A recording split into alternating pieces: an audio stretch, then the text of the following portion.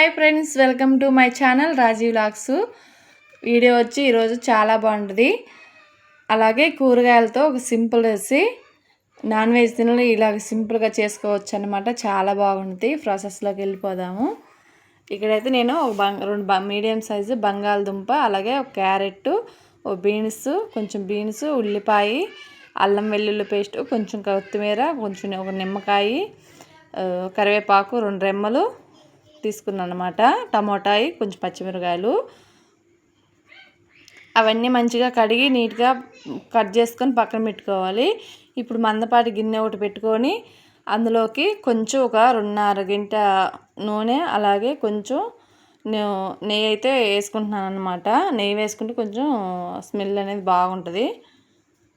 అలాగే ఇప్పుడు పలావ్ దినుసులు కొంచెం వేసుకోవాలి. అలాగే అల్లం వెల్లుల్లి పేస్ట్ కూడా దాంట్లో వేసుకొని పచ్చివాసన అంతా పోయేటట్టుగా అయితే వేసి ఉంచుకోవాలన్నమాట.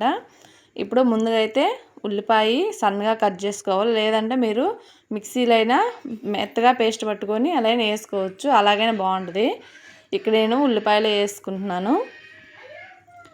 అవన్నీ మంచిగా నెయ్యిలో వేయించుకోవాలన్నమాట. ఇప్పుడు మనం ముందుగా కట్ చేసి పెట్టుకున్నాం కదా కూరగాయలన్నీ, అయితే అవన్నీ తాలింపులో వేసుకోవాలన్నీ వేగిపోయిన తర్వాత. నేను కొత్తిమీర కూడా అందులోనే కొంచెం వేసాను అన్నమాట. అలాగే అవి కొన్ని సిమ్లో పెట్టుకొని ఒక 10 నిమిషాలు మంచిగా వేయించుకోవాలన్నమాట, అడుగంటకుండా. కొంచెం కల్లుప్పు వేసుకోండి. కల్లుప్పు వేసుకుంటే దెబ్బలకు బట్టి బాగుంటుంది. కొంచెం ఒక 2 రెమ్మలు కరివేపాకు, మీకు నచ్చపోతే వేసుకోవద్దు. కరివేపాకు వేసుకుంటే చాలా బాగుంటుంది ఫ్లేవర్ అయితే. ఇప్పుడు ఒక 10 నిమిషాలు మూత పెట్టుకోవాలి, హైలో పెట్టుకొని. దెబ్బలన్నీ మంచిగా మగ్గిపోతాయి. ఇక్కడ నేను పొడి సాంబార్ గరం మసాలా అచ్చమే వాడుతున్నా, ఇంకే మసాలా వేయలేదు. కొంచెం వేసుకుంటే మనకి రుచి అనేది చాలా బాగుంటుంది. అందుకే కొంచెం ఒక 1/2 టీ స్పూను వేసుకున్నా. కొంచెం పసుపు వేసుకోవాలి. అలాగే కొంచెం ఇంట్లో తయారు చేసి పెట్టుకుంటే మీరు ఏ కారమైనా వేసుకోవచ్చు. కాకపోతే నేను ఇంట్లో తయారు చేసి పెట్టుకుంటా కాబట్టి ఆ ఇంట్లో కారం వేసుకున్న. ఒక అరగంట ఉప్పు కారం ఏంటంటే దెబ్బలు పడితే మనకు మంచిగా ఉంటుంది నోట్లో తినేటప్పుడు. అవన్నీ మంచిగా మగ్గిపోయిన తర్వాత నేను 1 గంట క్రితమే బియ్యము నానబెట్టుకున్నాను. 4 గ్లాసులు. 4 గ్లాసులకి ఎసురు చెప్తాను. ఇప్పుడైతే ముందు ఎసురు పోసుకోకుండా ముందు బియ్యం వేసుకోండి. బియ్యం వేసుకుంటే ఆ ఉప్పు కారం అన్నీ వాటికి పట్టి బాగుంటుంది, చాలా బాగుంటుంది. అంటే అన్నీ కలబెట్టుకోవాలన్నమాట అడుగంటకుండా. ఇదంతా హైలో ఒక 10 నిమిషాలు బాగా దెబ్బలు మగ్గిన దాకా అయితే ఉంచుకోవాలి. తర్వాత సిమ్లో పెట్టుకొని ఈ ప్రాసెస్ అంతా చేసుకోవాలన్నమాట. ఇప్పుడైతే కలబెట్టుకొని మంచిగా కలిపుకోవాలన్నమాట, అడుగంటకుండా కలిపుకొని. ఒక చిన్న నిమ్మకాయ వేసుకోవాలి. నిమ్మకాయ కూడా ఫుల్ వేసుకోకూడదు, కొంచెం ఒక దెబ్బ వేసుకుంటే సరిపోయిద్ది. ఇకైతే నేను ఏ గ్లాస్తో బియ్యం అయితే నానబెట్టుకుని కొలిచి పోసుకున్నాను అదే గ్లాస్తో నీళ్ళు అయితే పోసుకుంటున్నాను. 4 గ్లాసులకి అంటే ఒక్కొక్క గ్లాస్కి నానబెట్టుకున్నా కాబట్టి గ్లాసున్నర అయితే ఖచ్చితంగా సరిపోతాయి. 10 గ్లాసులు 8 గ్లాసులు అయితే నేను ఇక్కడ నీళ్ళు అయితే పోసుకుంటున్నాను.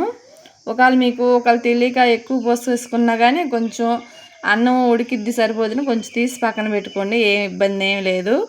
నేను ఇందాక వేసిన ఉప్పు కొంచెం చాలా, మళ్ళీ ఇప్పుడు ఉప్పు వేసి మళ్ళీ కలబెడుతున్నాను అనమాట.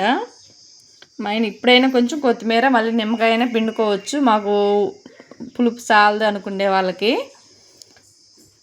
ఇంకా అన్నం అయితే చక్కగా ఉడకనొస్తుంది అనమాట. ఒక 15 నిమిషాలు హైలో పెట్టుకొని ఉడికించుకొని తర్వాత ఒక 10 నిమిషాలు అయితే సిమ్లో పెట్టుకొని ఉడికించుకోవాలన్నమాట. ఎందుకంటే మనకు అదంతా హైలో పెట్టుకొని ఉంచుకుంటే మాడిపోయిద్ది, అడుగంటిపోయిద్ది, బాగుండదు. అలాగే కొంచెం 10 నిమిషాలకు ఒకసారి 10 నిమిషాలు కలబెట్టుకుంటూ ఉండాలి, అడుగు మాడకుండా ఉంటుంది మనకి ఎక్కడ కూడా. నాకు ఇక్కడైతే నేను నేను చెప్పిన కొలతలతో నీళ్ళు పోసా కదా, చాలా కరెక్ట్గా సరిపోయింది. నేనైతే తీసేయలేదు, ఇంకా వాటర్ కూడా సరిపోయిద్ది. అలాగే ఒక 10 నిమిషాలు మూత పెట్టుకొని అట్లా వదిలేసేద్దాము.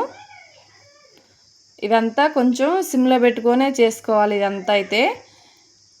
ఇంకా ఫైనల్గా అయితే చూసారు కదా, మన మంచి అసలు కూరగాయల అన్నం అయితే చాలా బాగుంటుంది. పిల్లల లంచ్ బాక్స్లోకైనా మనం తినడానికైనా కూర చేసుకుని ఓపిక లేకపోయినా కొంచెం పెరుగు చట్నీ అలా చేసుకొని తింటే చాలా బాగుంటుందండి. పిల్లలు కూడా చాలా ఇష్టపడతారు. మా ఇంట్లో ఎక్కువ చేస్తా, మీతో కూడా షేర్ చేసుకుంటున్నా. మీరు ఎవరైనా చేసిన వాళ్ళు చేసుకొని బాగుంది అక్క అని మళ్ళీ నాకు రిప్లై కామెంట్ పెట్టండి. చాలా